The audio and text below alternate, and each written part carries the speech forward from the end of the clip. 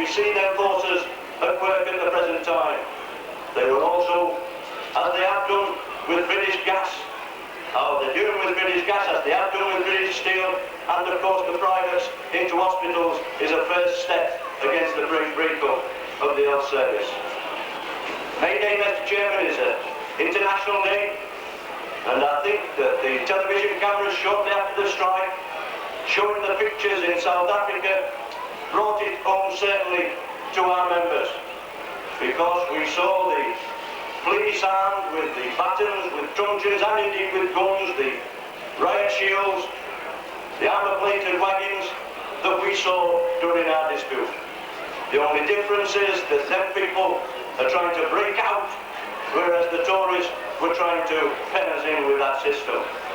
Yes, we've got to move forward, and as I said early on, I could move a vote of thanks to a multivarious people of organisations. But I think I want, on behalf of the Derbyshire area, to pay a special word of tribute to our women, because there is no doubt that we couldn't have survived, we couldn't have sustained the year-long strike without the women and the part that they played in it. And I want to remind all UN members, not in our area but in other areas, that come July when we have a Change the Rules conference, that there is something then that they can do to cement that relationship and pay a debt there in some form, one form or another. Can I also say, Mr. Chairman, that I want, as the Chairman has said, to place on record my tribute and our tribute to the miners of Derbyshire. We know bits that were an immediate threat, we know bit on the list, but of course the Derbyshire miners realised that they couldn't be immune, they couldn't conceal themselves in a cocoon, that they were part of the National Union. And indeed I'm proud of the part that the Derbyshire area, its members played in the national dispute. Peter Efield on these occasions, I believe is in audience this morning, on each occasion really, used to say, and I'm not going to repeat it on each occasion, Peter can do it far more eloquently than I can, but he used to say that this was a time when we recharge our batteries. I think that saying is more relevant today than ever it was in the past. Yes, we need a breathing space, but as far as our area is concerned, we recognise and realise that we have a debt, we have commitments to play as far as the trade union and labour movement is concerned. Give us that breathing space, we shall be back playing the role, the supporting role that we have done in the past, and thank you all for the contribution that you gave to it.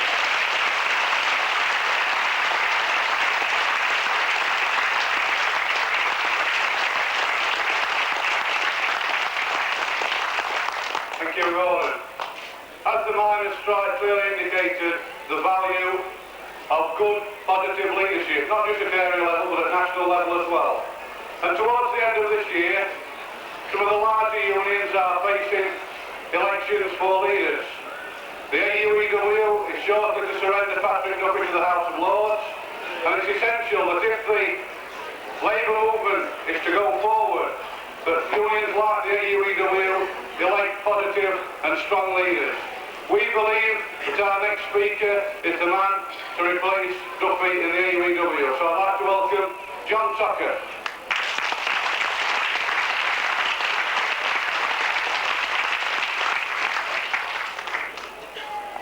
Chairman, fellow members, comrades.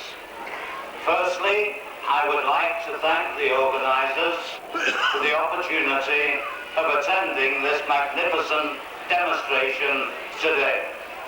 Secondly, let me bring on this International Labour Day fraternal greetings from the Manchester engineers that built up a solidarity, especially with the miners during the miners' dispute. And I'd like to make one reference to one small factory, Greenings, that 18 months ago were out for 26 weeks on the same issue as the miners. 350 of them collected £11,000 during the miners' dispute.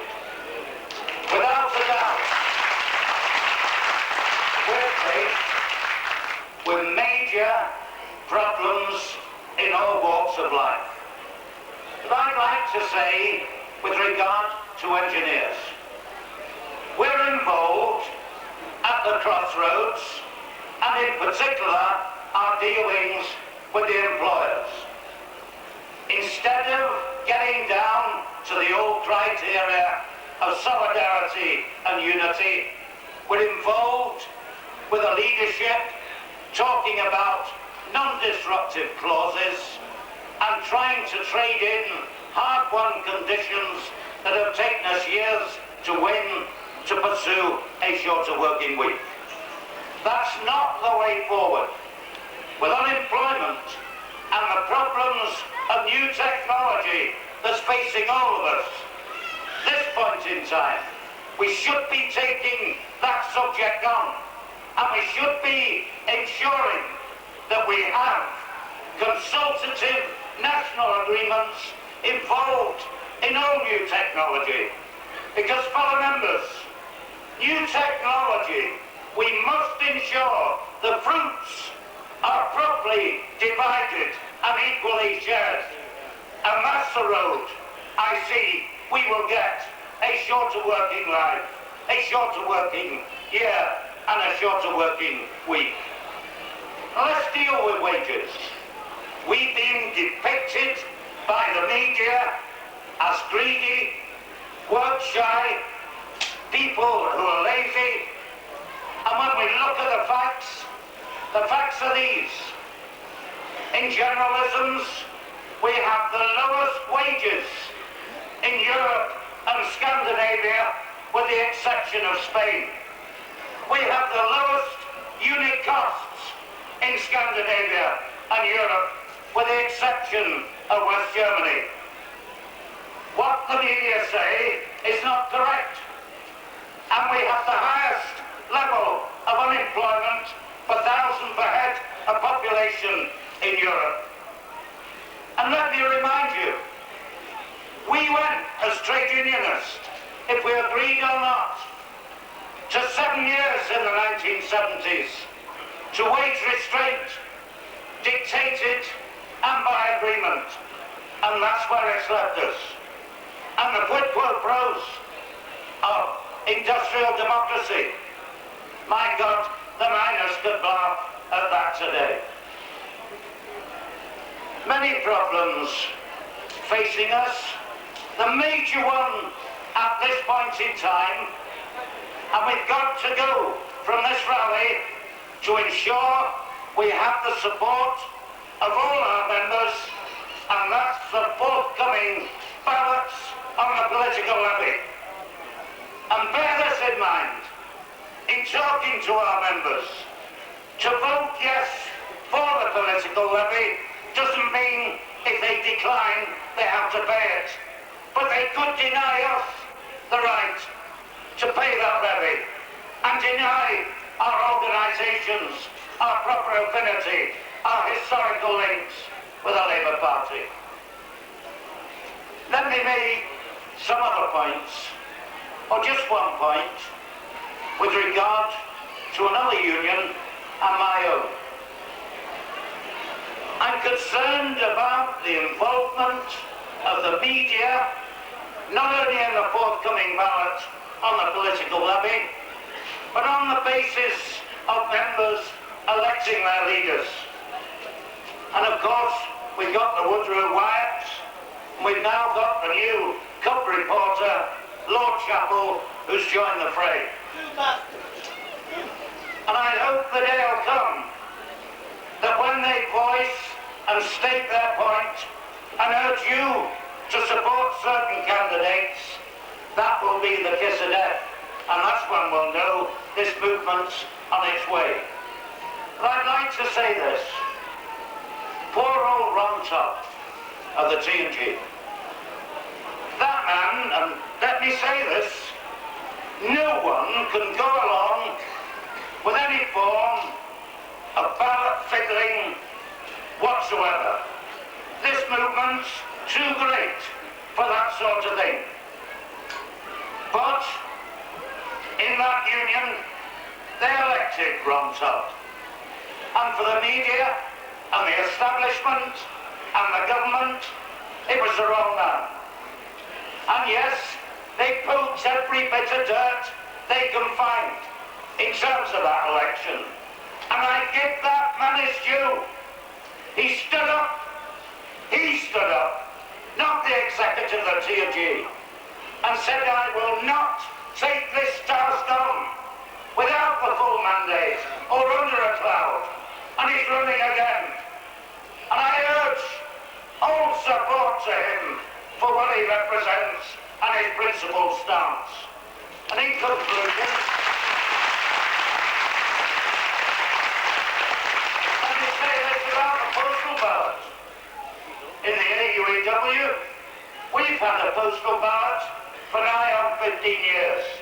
And I think I can talk about it being an official for 22 years, 8 elections behind me. The postal ballot has its merits, has its problems. There's no such thing as a perfect method of voting. Our problem is about 1/5 of our members don't get ballot papers, and there's nowhere to take or go and vote and record their vote. So don't accept everything's bright and beautiful with a postal ballot which enables the whole of the media to become involved in terms of the internal affairs of our union.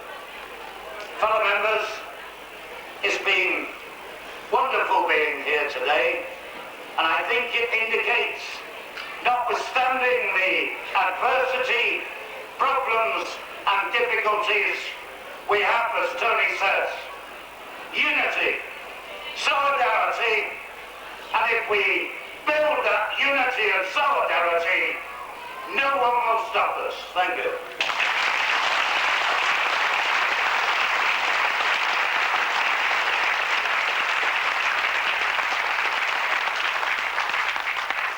General Jones, in his speech, made reference to the forthcoming ballots on political levies.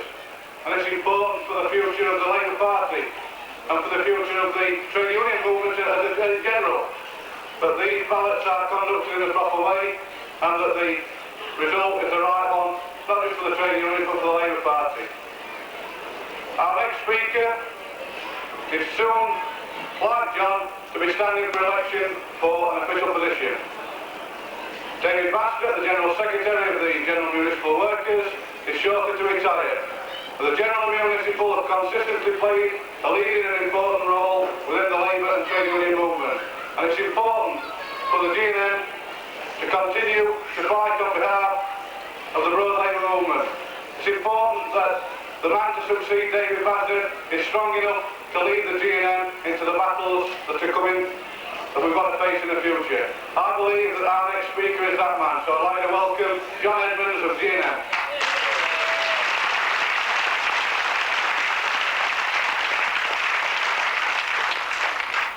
Colleagues, thank you very much for inviting me. The GNB is a very large public service union, and my task, indeed my duty, is to represent the 400,000 public service workers in the GNB. And when I look at the devastation in our public services, which have been caused by the last 6 years of this government, I'm ashamed.